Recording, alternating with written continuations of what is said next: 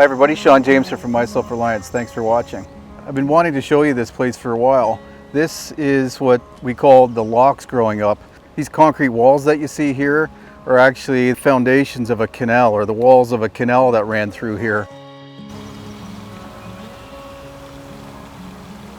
But this is where I grew up. I literally learned how to hunt, fish, and identify wildlife, build shelters, start fires. Everything I learned about the outdoors, I pretty much learned it here and in the surrounding forests around here.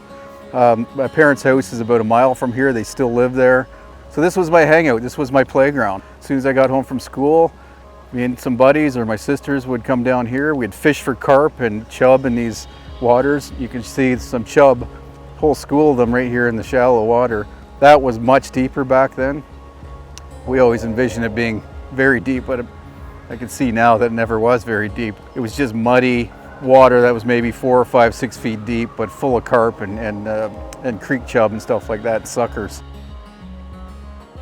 So this was the best fishing spot, of course, right here below the dam where the spillway is, and it's a nice round edge to that concrete. Still looks the same as it did back then, and the Boulder kids would actually get in here on the top part where there's quite a current and slide over that into the deep water. And with that undercurrent, that undertow, really dangerous. I would never recommend anybody to do that now. I don't remember me doing it back then even, but things kids do.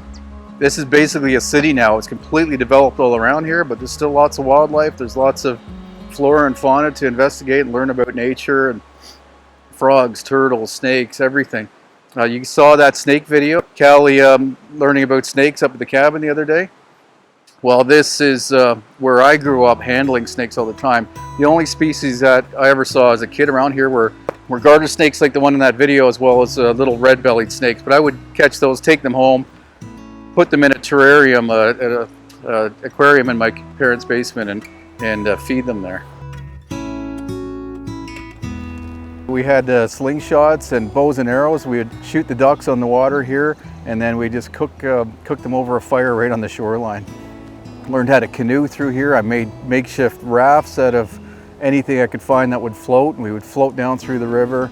The forest over here had deer in it, grouse, rabbits, squirrels, you name it. You know, it goes to show you, no matter where you grow up, if you have access to little river bottoms and ravines and stuff like that, they exist almost everywhere, and it's enough to learn an awful lot about wildlife and in my case hunting and fishing, but also bushcraft and just connecting with nature. And you know, the little plants that are in this area, especially in a river area like this, in a river shed or in a ravine, there's a lot of diversity typically, and you can hear all the birds that breed in here.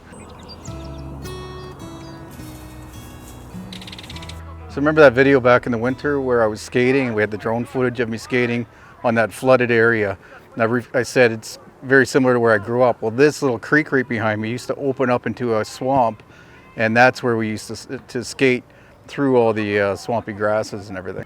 But they straightened it out and then created these park soccer pitches and baseball fields and stuff. So it's not quite what it was back then, but at least the river, the creek, and they preserved a couple of ponds that we used to catch turtles in over there too. So glad to see all that stuff still here at least.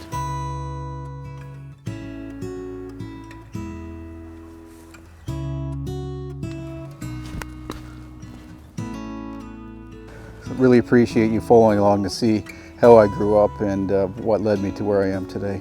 So thanks for watching this video. I look forward to seeing you up at the cabin next time. Take care.